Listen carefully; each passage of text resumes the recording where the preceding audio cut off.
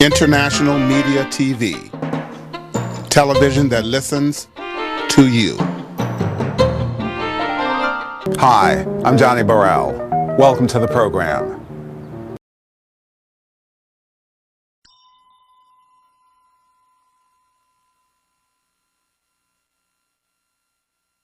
Thank you for joining us. My name is Brian Stretch. I'm the acting United States Attorney here in the Northern District of California.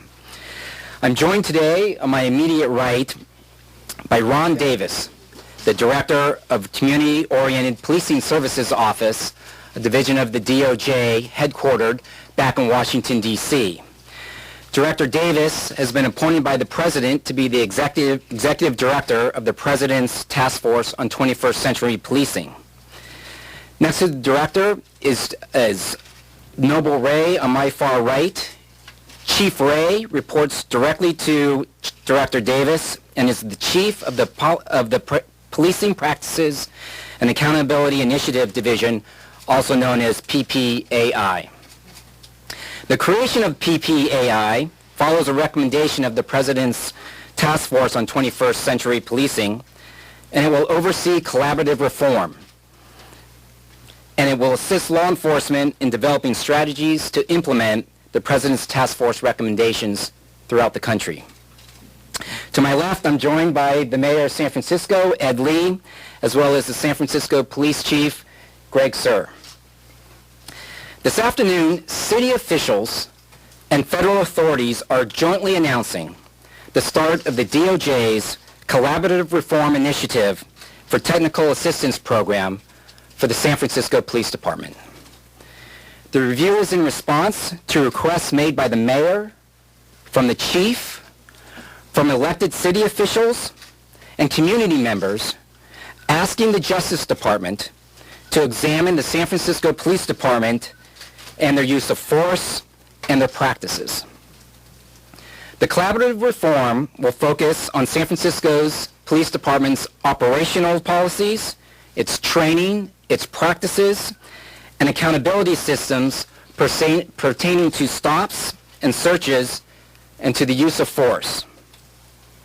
Importantly, the review will examine whether racial and ethnic disparities exist with respect to enforcement actions taken and not taken by the San Francisco Police Department.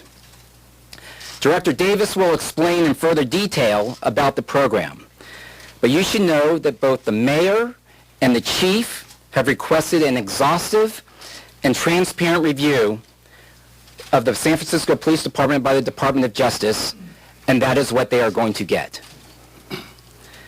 Now let me say a quick word about the calls for a separate and federal investigation into the shooting death of Mario Woods. Immediately following the shooting, our office and the District Attorney's Office were in close communications and jointly determined that the District Attorney's Office would pursue and lead an investigation into the shooting.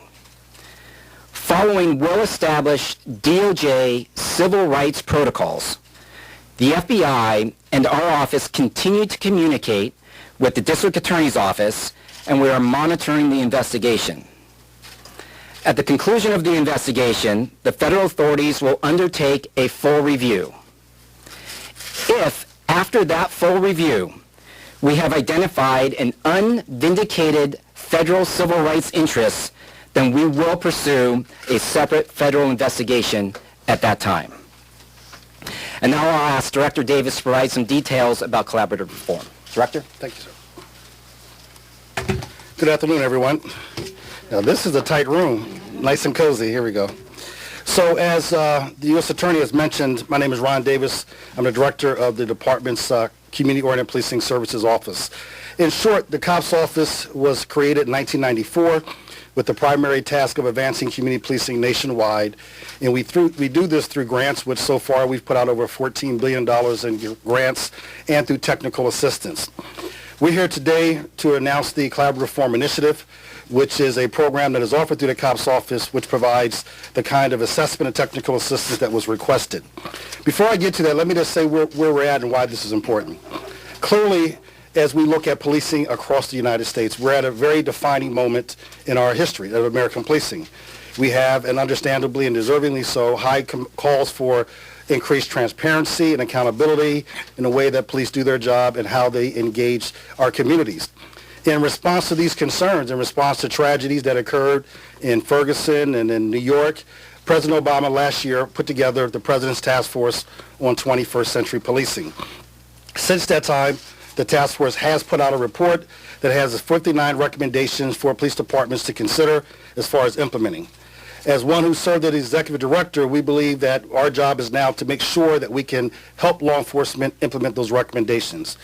As Brian mentioned, in response to the President's task force, we created a policing practices and accountability initiative in which we then appointed Noble Ray, who you hear from a moment, to work with the over 16,000 law enforcement agencies in the United States, that's law enforcement agencies and sheriff's offices, on the best ways to implement these transformational recommendations and how to build trust. This is about building trust and confidence in the community, a priority that clearly the President and the Attorney General have made one of their top priorities, if you will. And so when we look at collaborative reform, this San Francisco will be the 10th site of all the cities we're working in. We're seeing that it's working around the country. Noble Chief Ray will get into the specifics of it, but I really wanted to outline that when San Francisco asked for this process, that in deciding to do this process, it was a process where we talked to the Attorney General, we talked to the Civil Rights Division, and we looked at where San Francisco was at. We looked at the type of elected leadership, the police department leadership. We looked at the elected leadership at whether it's the police commission or whether it's the board of supervisors, and came to the conclusion the best services that we could provide San Francisco at this specific time and look at community leadership is through the collaborative reform process. And so this review will be independent. It will be comprehensive. It will be very thorough.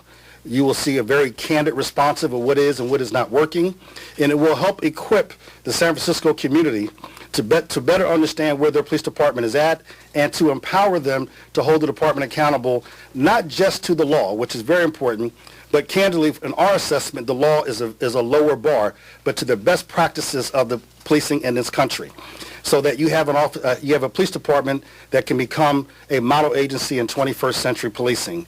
That is our goal. That is our objective. And the first thing we do to accomplish that is by making sure that we, in fact, do engage in a very thorough assessment. I just want to make sure that, before we get to questions and answers, before Noble gets up, that you also keep in mind that San Francisco has a unique opportunity.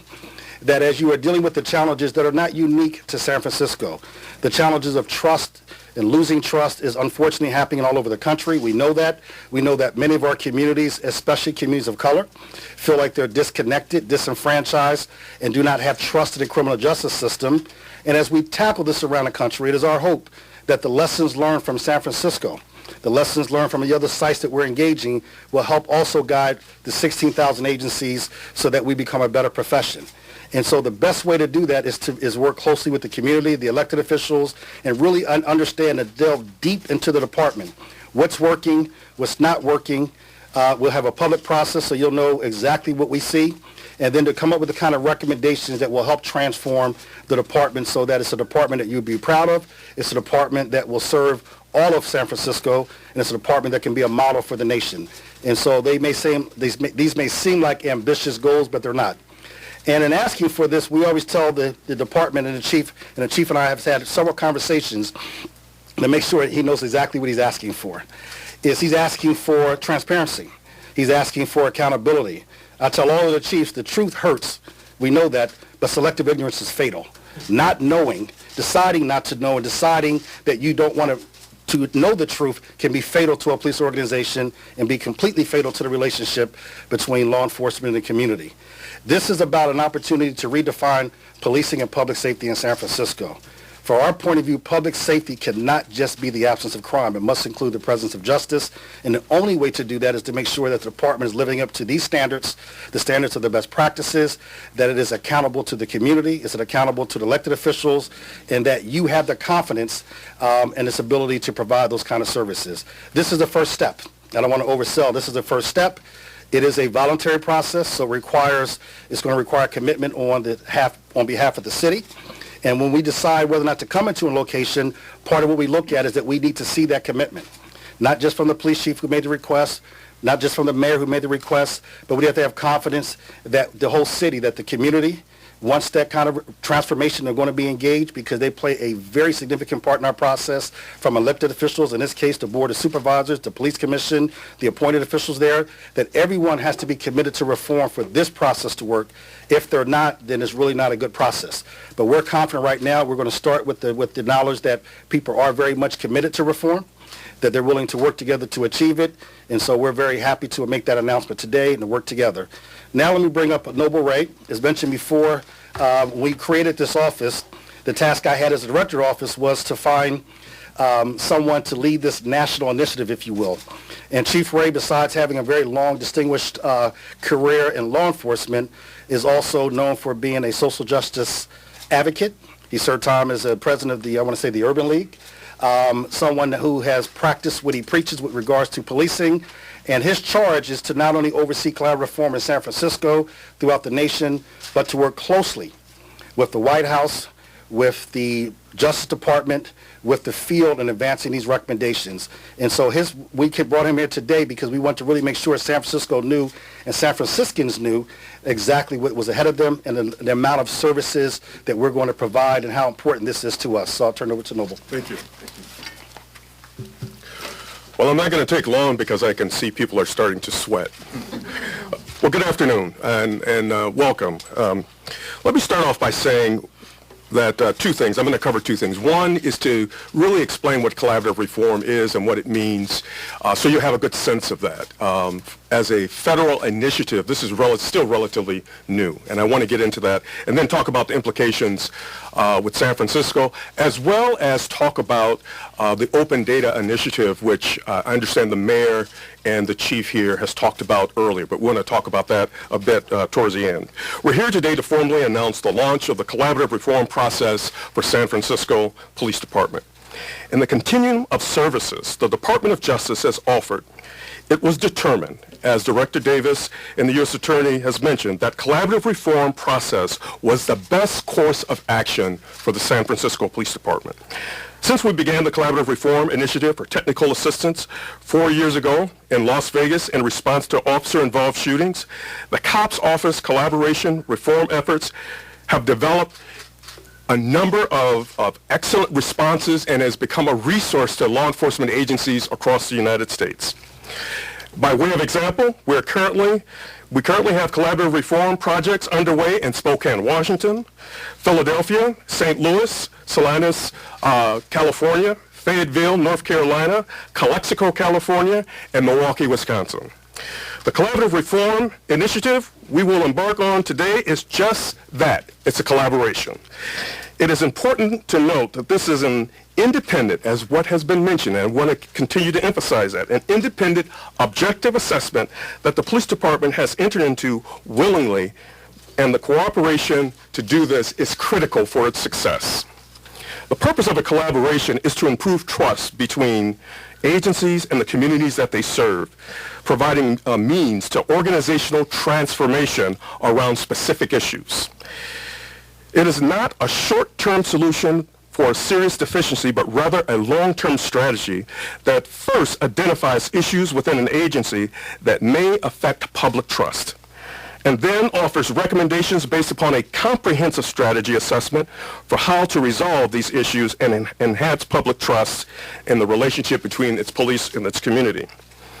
Agency participation in the collaborative process is voluntary, and I repeat, it is voluntary. However, agencies selected to participate must demonstrate a commitment to address the recommendations and undertake significant changes and efforts to reform. I am confident. I am indeed confident that Chief Sir, Mayor Lee, and other community leaders will be good partners in this effort. Let me start by saying how the process starts. It starts by really focusing on getting to an assessment. The assessment process starts by developing some preliminary input. Then we get to some goals and objectives. And these are all community-based goals and objectives involving the police department, the community, community leaders, etc. But the goal is to create some goals and objectives that will allow for us to get to a focus on our assessment. Following the assessment, and I will get to the assessment again in more detail, following the assessment, the COPS office will issue a public report detailing the findings along with specific recommendations. There will be a series of reports that will be released. If we're talking transparency, we've got to practice what we preach, and all of our reports will be released. My office will assess the progress made towards implementing the findings and recommendations at a 6-month mark, and then again at a 12-month mark, and then again at the end at a 6-month point. The process itself takes roughly about a little over 2 years, where we are releasing reports and we have our experts and COPS representatives that are monitoring the progress that is being made. The goal of the Collaborative Reform Initiative is to help change the way that law enforcement agencies build community partnerships and enhance transparency, transform agencies through decision-making, policies, and establish reforms with integrated accountability systems. To do this is the resources that we have on the ground here. To conduct our work, the COPS office will be enlisting subject matter experts that are among the best and brightest in the field of law enforcement today. They will be conducting interviews with police officers, union officials, command staff, interested citizens, as well as community leaders and advocates. The COPS office will also bring in technical assistance providers to coordinate the review, conduct interviews, compile the information, and prepare and deliver the recommendations for change. The city will not be asked to contribute any of their own assets to this assessment, other than, as what was mentioned, voluntary cooperation and being available in support of this initiative. We consider this a valuable resource for policing, not just for San Francisco, but we will take what we glean from San Francisco and use it as well as a best practice across the nation. That is why I have been assigned to policing practices and accountability, because we want to replicate some of the things that we may get out of this process across the United States. Collaborative reform is an opportunity for agencies that are looking for progressive and proactive steps and acknowledge that there are challenges and areas of concern. And in the end, they have the opportunity to take part in a transparent process that should improve their practices and strengthen policies and improve their relationship with the community, because that is really the bottom line here when we start talking about building trust. Now, to start this process,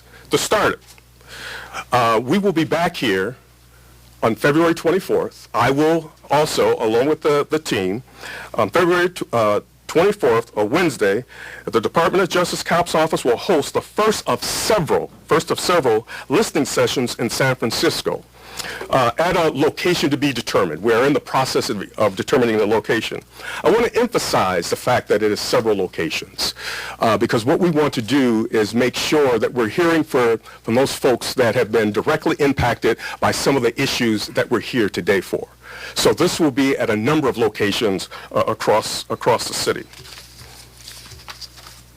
Let me transition to the last issue and talk about something that is a White House initiative that I alluded to earlier and Director Davis alluded to earlier. As a result of the President's Task Force on 21st Century Policing, the President kicked off in May of 2015, he announced the launch of the Open Police Data Initiative. And let me explain what this is all about. The purpose of the initiative was to encourage police departments across the country to make better use of their data. And some of you have you made requests for data, and a lot of times you'll get the annual report that a police department, but that information is usually summarized, and you're not really getting a sense of what's going on. Well, what we're talking about is open data, data that you can actually look at and get a better sense of what's going on. So better use of data in the area of transparency, accountability, and to improve policing outcomes. The goal is for agencies around the country to release data in an open format on things like stops and searches, uses of force, officer-involved shooting, complaints, etc. The Police Data Initiative also helps law enforcement to leverage data to improve systems and processes within policing. We have already seen some promising developing practices on data and technology in the areas of early intervention systems, body camera analytics, monitoring use of force in incidents. And the success of this program is really taken hold. In less than a year, because this was announced in May of 2015, 30 departments have signed on to the Police Open Data Initiative and have released 50 different data sets, everything ranging from use of force, traffic stops, pedestrian stops, community meetings, and a whole lot more. San Francisco has signed on to be a site for the Police Open Data Initiative, which is an important first step. The COPS office, as well as the White House, we will coordinate our efforts and support San Francisco in being able to move forward the police open data initiatives. And so that concludes my remarks. I would like to turn it over now to the Honorable Mayor Lee. Thank you, Chief Ray. Let me express my personal appreciation to Attorney General Loretta Lynch and to Assistant Attorney General Brian Stretch, who answered the call that Police Chief and I made with request to an independent review of our police practices here in San Francisco. You've already heard from Chief Ray and from Director Davis what their approach will be. Well, I wanted to make sure you knew that this request was an open effort to make sure that we have the best practices that we can possibly have, and that we measure up to the police practices of the 21st century as the President has articulated.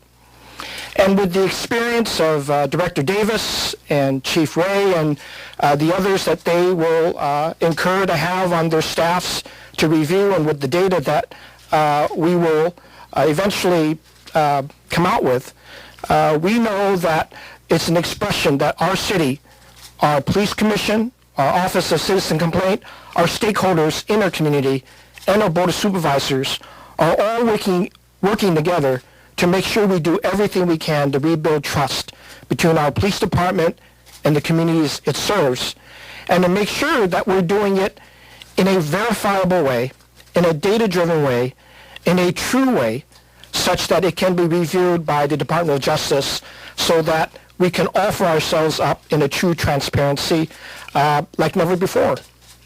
And I think this is good for the city. I have asked with the chief that this be done because we, quite frankly, need to repair that trust and move quickly on it.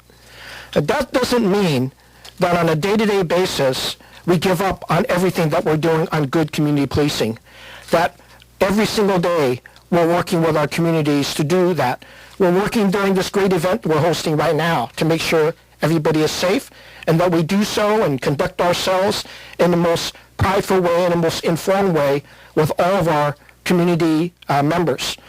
But this review is important to us, and important such that we get verification that's truly transparent to everyone, that we are more than willing to be the best standard police department in the country, and put ourselves out there to make sure that we gain the criticism that we need to have in order to be a better city.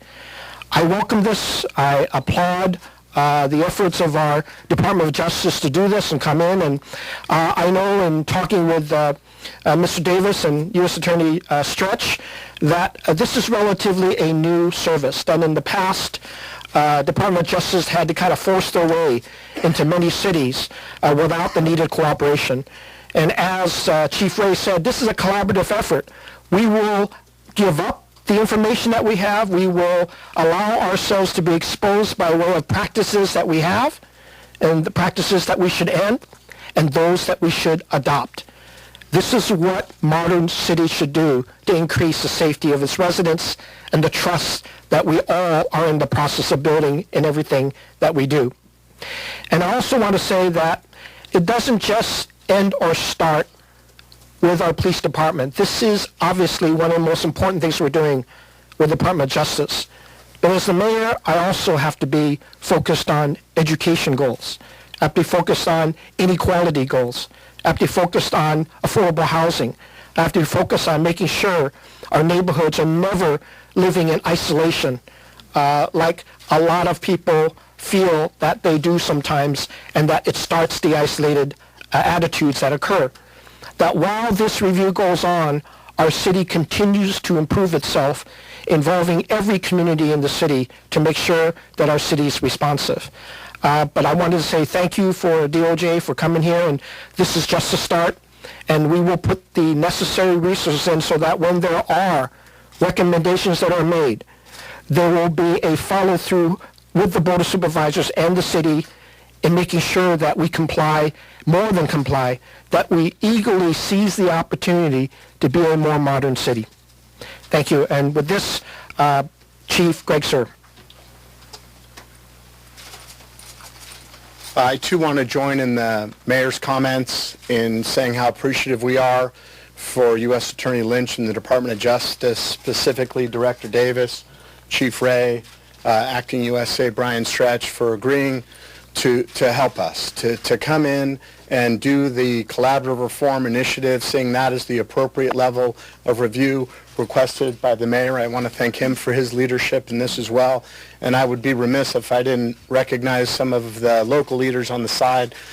Supervisor Malia Cohen, who is a supervisor of District 10, where the officer-involved shooting of Mario Woods occurred. Our president of the Police Commission, Susie Loftus. Our vice president, Julius Termond, who's in the back. The director of our Office of Citizens Complaints, which is charged with civilian oversight of the police department, Joyce Hicks. And of course, there almost goes without no introduction, Reverend Amos Brown, who from the very onset of this has been requesting independent review.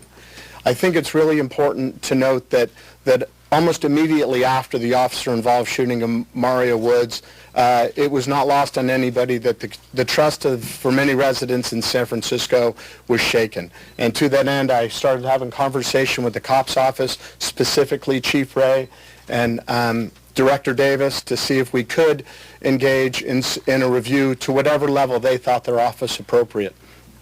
I was familiar with the Las Vegas Police Department collaborative reform review from some years ago. The 71 recommendations we've already begun to work on with the Police Commission, and I can assure you in all the meetings that we've talked about re-engineering the use of force, which is an issue, as Director Davis said, all departments across the country are struggling with, especially with weapons short of a firearm. We just have to find a way to deal with folks with edged weapon or other weapons, especially folks that are in crisis with something other than a firearm. And so to that end, in all of our policies, we will speak to proportionality, we will speak to de-escalation, and we will constantly remind the officers of the value of the sanctity of life, of everybody's life, not just the officers, but the public, and then that of the people that we're dealing with, who even could be possibly suspects of crime. So it's a work in progress. We've already undertaken the initial start to this. We look forward to this review and the help of the Department of Justice and doing what we can to rebuild the trust that has been shaken. At this time, we'll open it up for questions. As we indicated before, Make one comment. Just one thing. I don't know if we put a timeline, and I apologize. So that the community knows how this will work. Over the next, approximately 8 to 10 months will be the assessment. And in addition to the stuff that Chief Ray talked about, besides interviewing officers, and we were looking at thousands of pages of document, looking at uses of force cases going back several years, hosting the town hall meetings, which are for the community, engaging in community-based organizations, civil rights organizations, and the one that's usually least talked about and ignored the most would be the youth organizations. What is the voice of the youth in San Francisco that may have concerns, especially young people of color? So part of that 8 to 10 months is to take a look at documents, practices, policies, internal discipline, early intervention systems from top to bottom. Then we will come out with a report, but we will stay. We will continue to provide technical assistance and if necessary bring in whatever expert we can identify to help along the way, but then give you the public report. And even in our monitoring, our evaluation process, we will continue to engage the community and elected officials because our assessment may be one part, but it doesn't mean much if the community is not seeing and feeling and understanding the same thing. So we're aware of that. We're also aware that people may have difficulty getting to places, so that's why we will move it around the city to make sure that people can have a legitimate voice. Because we know through our procedural justice processes that people have to have a voice, They have to know that city government, city leaders, and the federal government in this case are listening, that we care about it, and that they'll have a fair opportunity to air their grievances and to share their experiences so we can learn from that. With that, At this time, open it up for questions. As I indicated before, when I call on you, if you could just tell us your name, the media outlet you represent, and to whom your question is directed towards. So at this time, right over here. Steve Zeltzer with KPFA. The district attorney a couple of days ago said that he felt that there was an obstruction in the investigation as far as getting documentation. And is your office going to be doing an investigation of the fact that even the district attorney can't get documents for the investigation of possible prosecution on the murder of Mario Woods? So that's a great question. We will, and actually later today I will be meeting with the district attorney. My team and I will be meeting with DA Gascon. And as I share with him, I think our processes are not contradictory. They may be complementary. And one of the evaluations will be looking at the transparency of the department. As far as the specifics, I don't have enough details at this stage to tell you whether or not they should or should not give the documents. I'll leave it up to San Francisco. But when in talking with the district attorney, I'm familiar with the blue ribbon panel he's put together. It's our intent to meet with them as well as many other community leaders to see their perspective. Whatever we find will be open and transparent, and we will share. And if there's, we're going to be very candid. If there is an obstruction, we will make it crystal clear that we see it. But even before waiting 6 to 8 months to hear that, we will share it with the department if we believe that they are either intentionally or unintentionally obstructing. Now, with that being said, I don't know enough to say that that's what's happening. I'll leave that up to the city can respond to that. But our process is about about transparency. So I think we will evaluate that if that makes sense. Right here. Kerman with Concord News. How is this different than the Civil Rights Division investigating the Cops Division versus Civil Rights Division? Right. And is there any requirement to input your recommendations, and would there have been requirements to input the Civil Rights Division's recommendations? So I think that's a great question, and what the gentleman is referring to is there's another. On the continuum of services that Chief Ray talked about, there's a process called a pattern practice investigation. Now, that is a civil process. It's a civil litigation process. The difference is, let me tell you where they are somewhat similar and why the process. The initial assessment, 8 to 10 months, would be, in my opinion, similar to that of the Civil Rights Division, where you're looking at a very in-depth, top-to-bottom review of the practices of the police department. The recommendations and the findings and recommendations, we come up specifically the recommendations. If it's the Civil Rights Division, they can be entered into an agreement with the city and a court, and they are then court enforceable requirements. With our process, it's voluntary, so they're not enforced in a court of law. But I will offer this. They are absolutely enforced in a court of public opinion, which can be just as powerful than a court of law when you have a community that knows what its police department is or is not doing what it's supposed to do and hold it accountable. So we are not a civil litigation process. We're not an enforcement arm of the United States Department of Justice. But I think what the San Francisco community will get is a very in-depth assessment. We'll understand exactly where their department is at.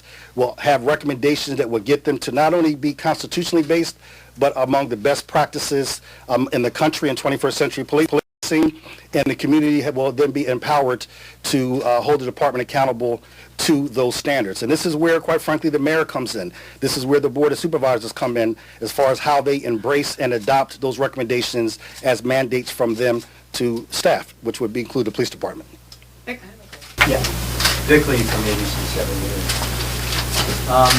Was there not COPS review or a cooperation by the SFPD with the COPS program 2 years ago, in which a lengthy review was conducted by your department or your unit of the San Francisco Police Department? No, I don't believe so. No, we've collaborative forums have been around since 2011, and I think we named the 9 cities. San Francisco will be the 10th. We have not done an assessment of the San Francisco Police Department. No. Next question. Yeah, right here. Peter came with the LA Times. Is there an element of confidentiality in these interviews?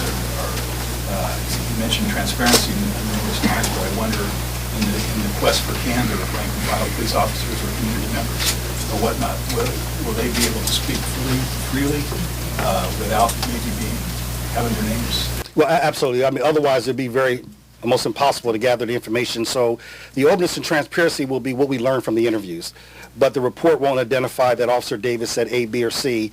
That as we go on ride-alongs, as the team goes on ride-alongs, as we talk to officers, that part will be confidential, even to, quite frankly, the police department itself. We will not. So we have opportunities to have interviews.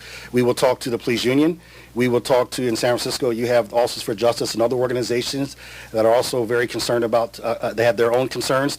We will talk to all of them to see, and this is where you start picking up if there are trends, if there are issues that we should be focusing on. But that part, we will not say who we talk to or the specifics, so that we can get people to be very open. I'll tell you what our experience will suggest. If there are challenges that any city, and this is in general because we have not started, we're just now starting the process in San Francisco, one thing I would ask the community to take a look at, and I understand it's tough right now because people are very concerned and trust has been extremely damaged.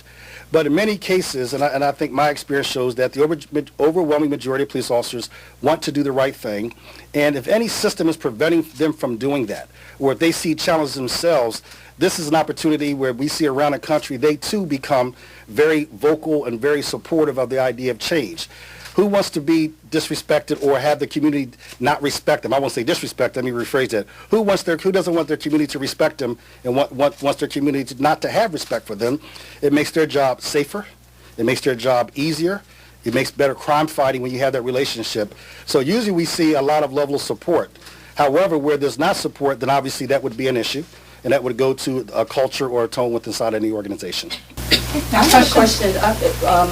My name is Paulette Brown, and I lost my son 9 years ago to unsolved homicides, and the homicides that are going on here in San Francisco. And we want to bring the transparency about the racism about our children's cases not being solved too. I understand Mario Will's issue, but here I've been on the battlefield. I've met with the mayor, and I've also met with police chief Sir for the last 9 years.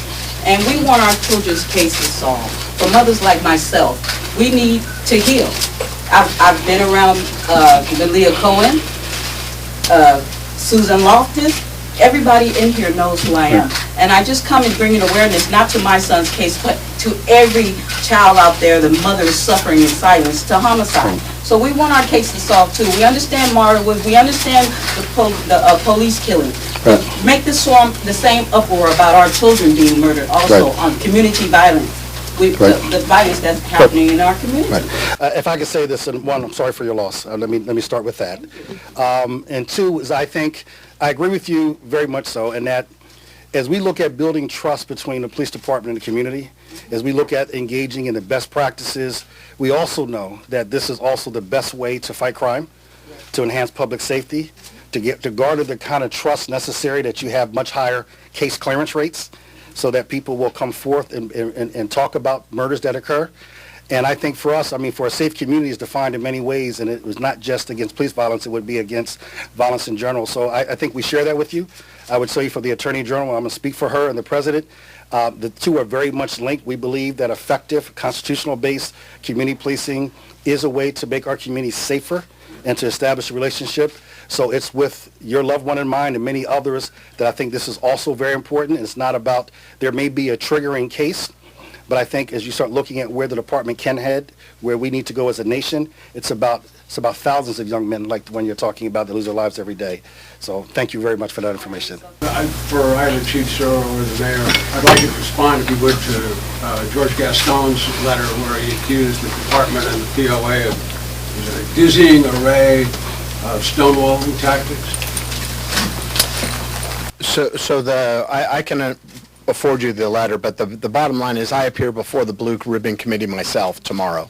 There is no stonewalling, and the documents that the Blue Ribbon Committee asked for were originally afforded to the DA to pass to the Blue Ribbon Committee by whatever authority or law that could be provided. Some of those are confidential documents. The district attorney cited a lack of resources, returned most of those documents to us, saying that this committee was not attached to the DA's office. It was an advisory committee to them. So to that end, the only documents we're able to provide are publicly available documents, and we have provided those. Okay, in the back, right back here.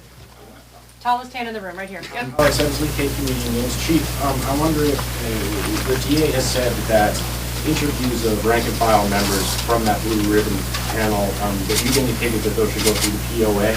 will that also be a requirement for this federal review? No.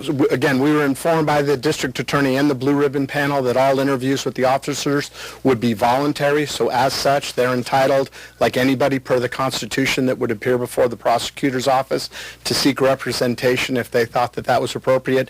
In this instance, the department has actually asked the Department of Justice to come in, and anybody the Department of Justice coming with the full weight of the Department of Justice wishes to speak to, that's going to happen. Right through here? Given the history of the San Francisco Police Department, not only of this case, but also with the recent sex scandal, and given some of the concerns of community leaders, could you explain to us, if you were asked for a civil rights investigation, and why you, if not, or why you decided not to do a civil rights investigation? Sure, I think that's fair. So, the federal authorities are, always have their eyes open and receive requests for various kinds of investigations. When we have requests for, say, a pattern and practice investigation, which I believe you're referring to, which is really the next step up from this collaborative reform, it's evaluated by the department. I can't go into the ins and outs of that, but I will tell you that we consult our office locally in the 93 U.S. Attorney's offices around the country, consult with the Civil Rights Division back in Washington, D.C., to determine, based on what we know at the time, whether or not a civil rights investigation is appropriate. So that consultation occurred in this instance, and the decision was made to go forward with collaborative reform. Of course, whatever collaborative reform uncovers, it uncovers, and so the Department of Justice, will continue to pursue, anything that it uncovers in an appropriate fashion. One thing to that, if I may. Yeah. So if I just go back to, I think it was Phil that asked the question. In making a decision, and I understand the community's concerns, a city or jurisdiction may ask for collaborative reform. Usually what we're looking at is what they're asking for is an independent review and investigation. We then, as a process, will take a look at it. And part of the process for me in determining if we're going to say yes is to be in full consultation with the chief, my counterpart, the head of the Civil Rights Division, including conversations with the leadership of the Department of Justice, including the Attorney General, to see what is the best response. Nothing that we're doing today would preclude the Civil Rights Division from coming in if circumstances existed or did not exist, or if changes did not exist that were needed that resulted in what they thought were constitutional violations. So the Civil Rights Division, the Department of Justice, retains its ability and authority to do a pattern of practice if it deems to be necessary. So I want to make that clear. There is no, quite frankly, there's no way around that exposure. The only way around any exposure for a civil rights pattern of practice is by not engaging into constitutional violations, by basically having a very sound police department that would not be justified to do the investigation. So I think this is a very important question, because I'm cautious about comparing the two because they're completely different programs. But they're on the continuum of services that the Department of Justice had, and it is fair to say that the decision of the Department of Justice today is that collaborative reform can work. And a part of that is not just because the police department asked or the mayor asked. A part of it is, in our research, is because you also have a very strong community that's very active and has every intent of holding the department accountable. A part of it, you have a board of supervisors that has been engaging. You have a police commission. You have a civilian oversight board. So if we can empower them with the information and the assistance to do what they were appointed and elected to do, it can absolutely work. If it doesn't, if things change, if we make the assessment we're not getting the full cooperation, or that there is a pattern of practice of constitutional practices that can't be changed through this process, then we will definitely refer the matter back up to leadership and have the conversation with the Civil Rights Division. The only goal, the only thing that we start with one thing in mind, especially for me, is that we provide the best service to the people of San Francisco, that we help the department live to its promise and what the people of San Francisco deserve. And whatever agency provides that, we will basically take the best opportunity we have. But I think for now, we do believe that this is the best response based on a request. And we got requests not just from the mayor, not just from the police chief, but we also got it from civil rights organizations. We got them from attorneys that asked for even more in-depth pattern practice. So we took that into consideration when we had the discussion. Last question will come right here. How can we, the citizens of San Francisco, have confidence in this process, knowing that the Police Officers Association demonstrates total disregard for their oversight body and the public, even in a public police commission hearing? If that's the way they behave in front of their oversight, how do they behave out on the street? And who's holding them accountable? This change needs to happen now. I'm Karen Fleshman, I'm part of the Justice for Manual Rules Code. Now, I think it's a great question, and so I think that's the purpose of the process. If there is this obstruction you're talking about or the culture, then the first way to abate it is to identify it and understand why it exists, where it exists, to what extent it exists, and what practices allow it. In other words, what is it that would allow, this is responding to your question, what would allow such a culture to exist? Where the challenge will not be the first stage of the 8 to 10 month assessment. You're getting the word of the United States Department of Justice that it will be independent. If you look at the Philadelphia report, the Las Vegas report, it would be brutally honest, quite frankly, candidly honest of what we see and we don't see. And I make that crystal clear to any police chief that calls us. You must want to know the truth because it's going to come at you very, very fiercely because that's the obligation. I can't help you. We can't help you if we don't call it like we see it. Now, once the recommendations are there, this is where the city then kicks in, and I think that question you have is a very powerful question. It's one that's appropriate for everyone in the city, including the community and your organization alike. If it doesn't change, I think then you have to take a look at what options we have. So I can't promise what's going to happen after we do the assessment other than we will continue to provide assistance, candid responses, and when we get to that first 6-month report is where you'll get to see what the responses are going to be. So we provided, in Philadelphia, it was 91 recommendations, right? And they're pretty much well on their way of doing it. And as a result of that, just as an example, in Philadelphia, we announced a 6-month report, and their shootings, also involved shootings, are down over 40% because of that. Las Vegas, the shootings are down dramatically. Community trust is starting to build back up that you're looking at. We also identify some very troubling statistics with regards to disparities, racial disparities in a shooting of unarmed African-American men. So we'll equip the community with very hard, factual data and information. We will stay side by side and help the department because we see that the leadership is committed to that. But look, I used to live in the Bay Area, but I don't. You know San Francisco. This is your home. You know what people can and cannot do. I will offer this to all the community-based organizations. This is a long-term journey. Let's see if this can work. It doesn't tie your hands. If anything, it empowers you with the information necessary to hold the department accountable. If the changes not being made that you think are appropriate, you have a voice to be able to tell us. If we're not producing it, you have a voice to be able to tell us, and it still doesn't tie your hands because I mentioned before is the Attorney General still has a continuum of options and services that she can call upon. So I think what I would ask is at this stage where you have a lot of communities that probably feel disenfranchised, and understandably so, where people feel like maybe the department is not listening, is, pause a moment, and this may be a unique opportunity to give voice to that concern, to air that grievance, to share it with us, and see if we can make a difference together. And I think that's the only thing I would ask right now. I'm not going to ask for blind trust that somehow magically overnight things will change, but I would ask for an opportunity to work with you, your organization, your cause, and make sure that we can hear you and that we factor that into our assessment.